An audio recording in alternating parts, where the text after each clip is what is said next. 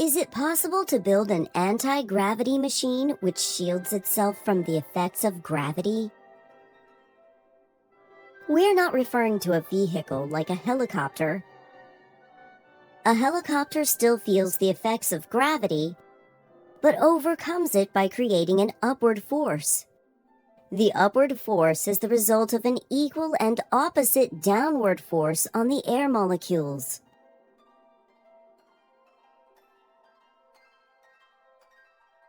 Similarly, birds and airplanes also feel the effects of gravity, but overcome it by creating an upward lift. For both birds and airplanes, the upward lift on the wings is associated with the downward deflection of the air. Any existing or future vehicle, which creates an upward force to overcome gravity, is not really an anti-gravity machine, since the effects of gravity are still being felt.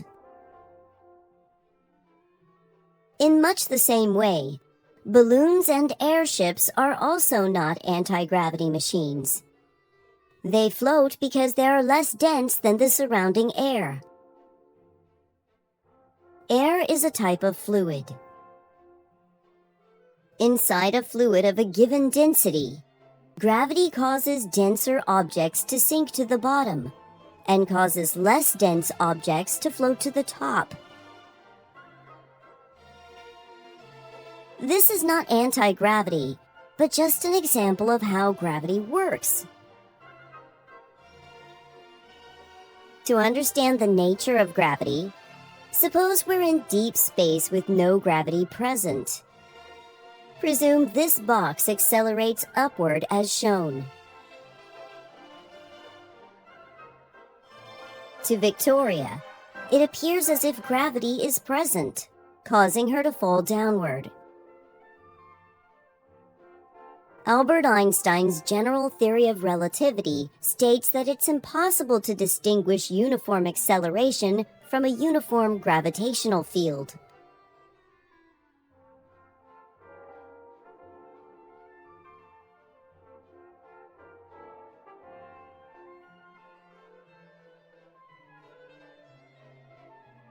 Hypothetically, suppose we built a true anti-gravity machine, which shields itself from all the effects of gravity.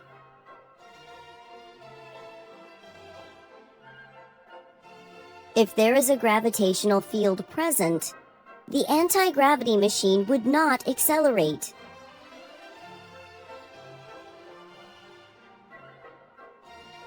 Though, suppose that there is no gravitational field present, but instead the box containing the machine accelerates upward.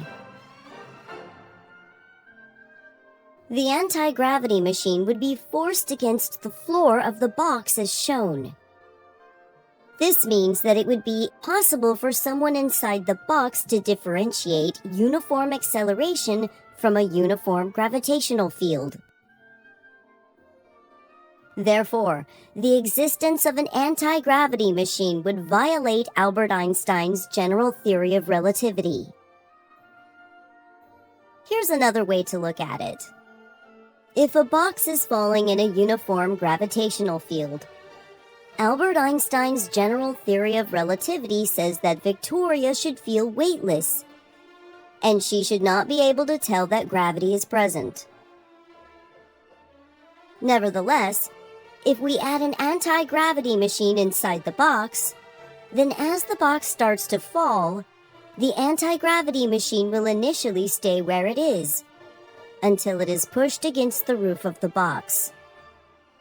This would allow us to know that there is gravity present outside, which again would violate Albert Einstein's general theory of relativity. Some people might point out that it's always possible to tell that there is gravity present outside, because the gravitational field created by the Earth is not uniform. Yet, suppose there is a uniform gravitational field present throughout the entire universe, pointed upward as shown. This upward uniform gravitational field would exactly cancel out the downward gravitational field from the Earth at the one point that we're interested in.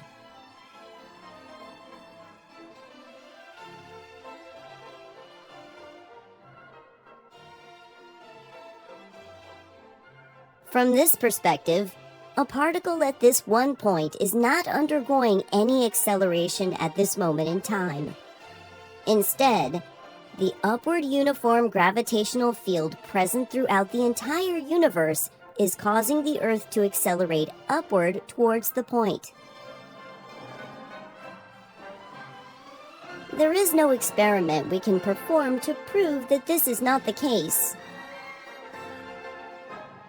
It is in this sense that general relativity says that it's impossible to tell if there is a gravitational field present at any particular point. One of the consequences of this is that, in the absence of air resistance, in a given gravitational field, all objects must fall with the same acceleration, regardless of their mass. In Newtonian physics, this was explained by saying that objects with greater mass feel a greater gravitational force. Victoria feels weightless in a box falling directly downward, for the same reason she feels weightless in a box orbiting the Earth.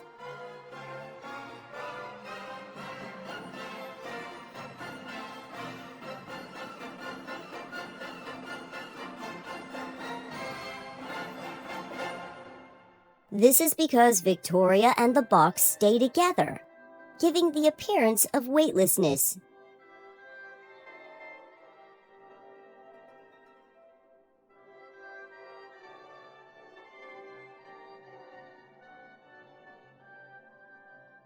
General relativity says that Victoria and the box stay together because they both follow the same straight line through curved space-time. In general relativity, gravity is not a force. A straight line on a curved surface is called a geodesic. General relativity says that in the absence of a force, all objects follow a geodesic.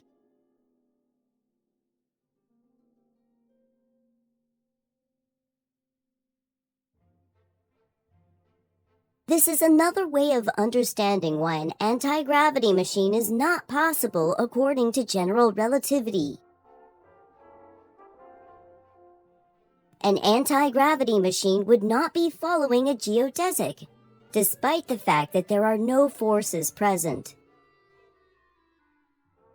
In fact, an anti-gravity machine could escape from beyond the event horizon of a black hole, which is a clear violation of the known laws of physics. The event horizon of a black hole is the point beyond which not even light can escape. Here, the arrows represent rays of light. Space can expand faster than the speed of light, but nothing can travel through space faster than the speed of light.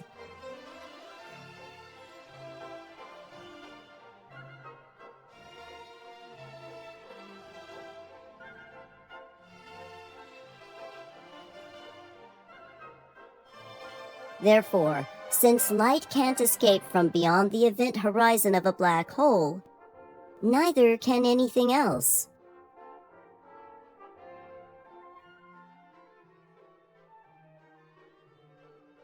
The rate at which time flows is affected by gravity. This is necessary so that it remains impossible to differentiate a uniform acceleration from a uniform gravitational field. If we send light pulses from the top to the bottom of the box as the box accelerates upward, the frequency of the light pulses will be greater at the bottom.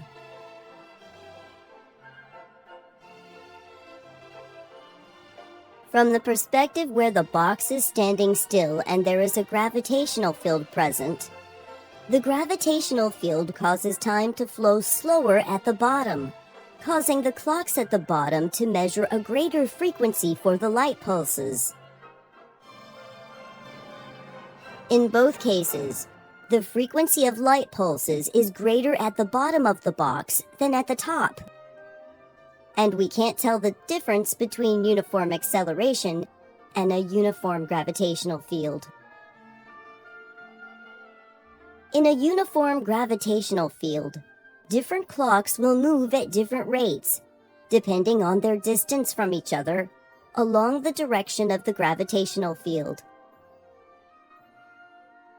In a uniform gravitational field, different clocks will move at different rates, depending on their distance from each other, along the direction of the gravitational field.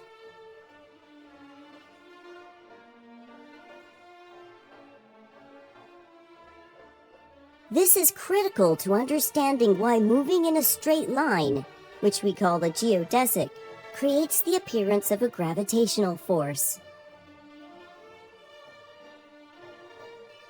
On a curved surface, a geodesic can be thought of as the path taken by an attached car, with its wheels always pointed forward, with the left and right wheels always rotating at the same rate. In general relativity, we're not just moving through a curved three-dimensional space, but through a curved four-dimensional space-time. From the perspective of the car, it's always moving forward only in the time dimension. From the perspective of the car, it's always moving forward only in the time dimension. Objects are always moving forward in time. Time near the Earth is flowing more slowly than time further away from the Earth. This needs to be taken into account when applying our analogy of the car with its wheels always pointed forward, with the left and right wheels always rotating at the same rate.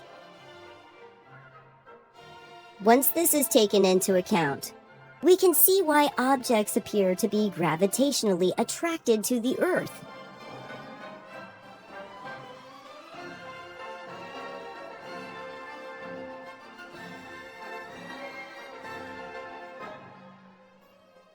Images and descriptions like these are only analogies, and are never the complete full story. To understand the full story, it's necessary to understand Einstein's field equations. This is covered in the video titled, Einstein's Field Equations of General Relativity Explained. Special thanks to all the people supporting this channel on Patreon. Your support is very much appreciated.